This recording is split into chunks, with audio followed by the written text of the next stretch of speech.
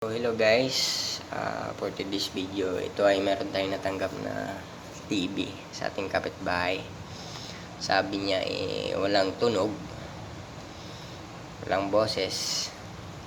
Ayan, may display naman. Ayan, papansin nyo guys, naka full volume yan. Ayan, naka 100 na yan sa TV Plus din natin. Naka 100 na yun yan. Ayan, naka full volume na. So, ang chinek ko dito una is yung eto speaker. Tapos, sa board, chinek ko yung IC niya, amplifier IC niya. Pinalitan ko, sinubukan kong palitan. Ganun pa rin. So, ibig sabihin, dito sa linya niya is ang may problema, hindi sa IC. Sinubukan ko yung lagyan ng flash drive, dun ako mag-play ng video. Yan. Source natin. Tapos media.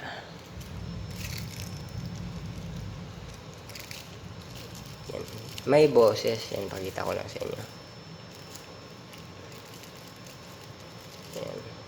Saglit lang, baka makapirate tayo. Ayan.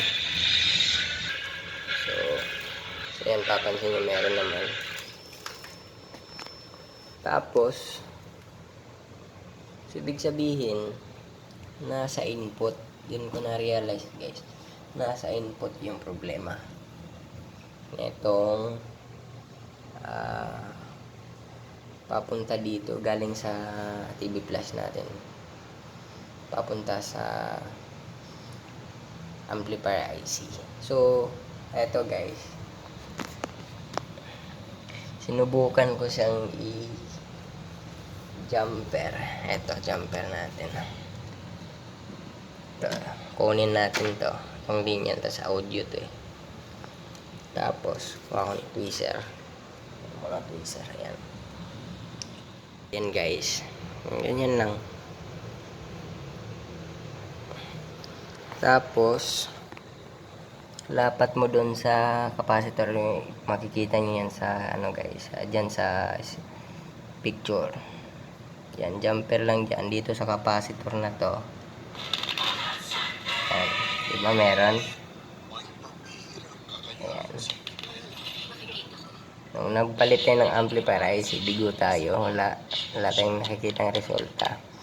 So dito naman sa ang tumunog na yon, dito sa left ba yan or right, basta left and right naman yung speaker natin.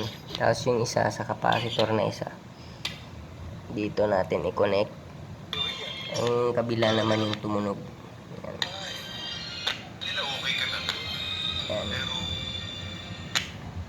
Nandyan lang. So ngayon, try natin yung i-jumper.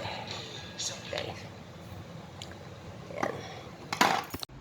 So ayan. So baka maka-encounter kayo ng ganitong problema guys. So at least may idea na kayo. Diba?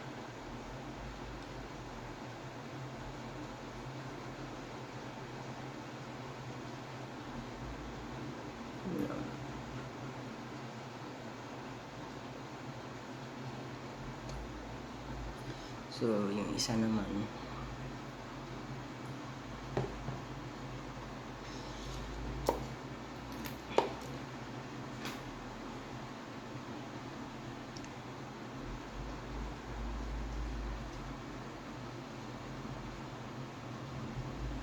yan.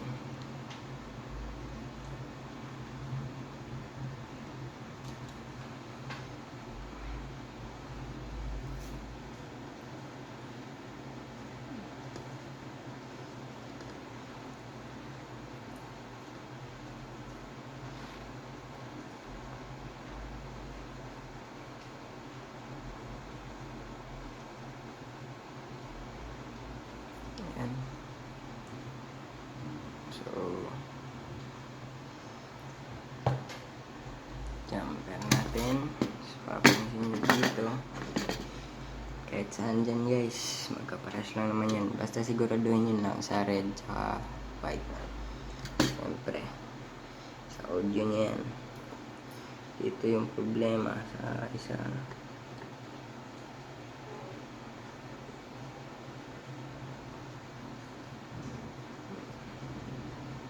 Ayusin na natin.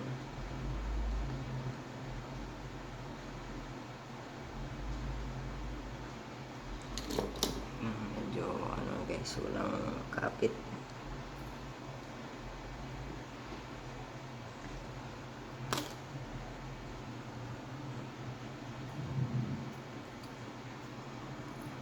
So, yung isa naman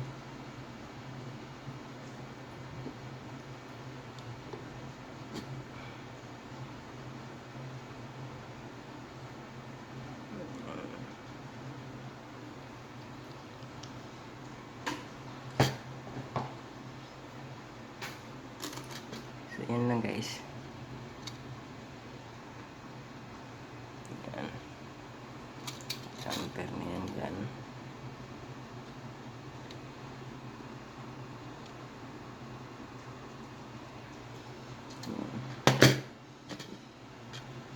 Tapos testing na natin guys. So ayan guys, i-testing na natin.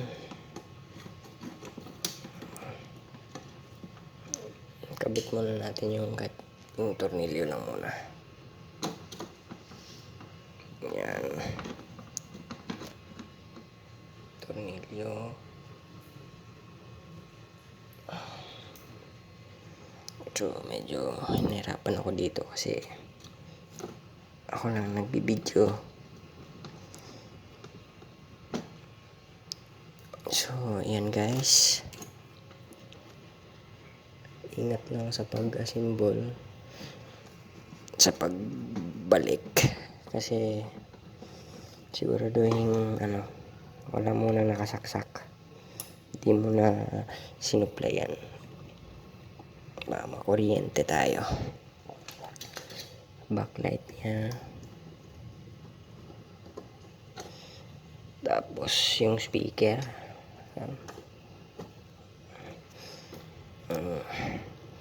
mga control panel, mga button niya,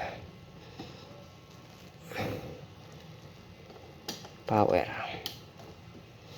So yan, testing muna natin audio, video.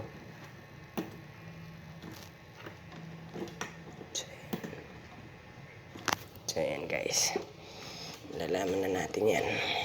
At ito na, tapos nating jumper. Testing na tayo.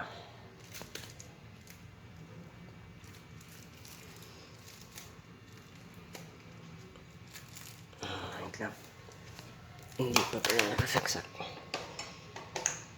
Yan, at least di baling makalimutang isaksak. Wag lang makalimutang punutin na ginagawa natin. Yan.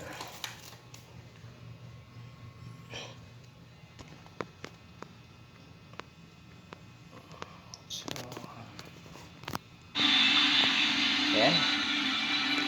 Okay na. Sana all. Kayo, sa gilid-gilid lang kayo, ha? Kabilin-bilin na ni Ma'am Beron. Huwag kayong pakalat-kalat, ha? Kayo, ha? Diyan lang kayo. So, yun guys. Thank you for watching. And pakiiwan na lang ng like sa baba. Tsaka paki-subscribe na rin. Para sa susunod na video. Tulad nito mga ginagawa natin repair. Thank you.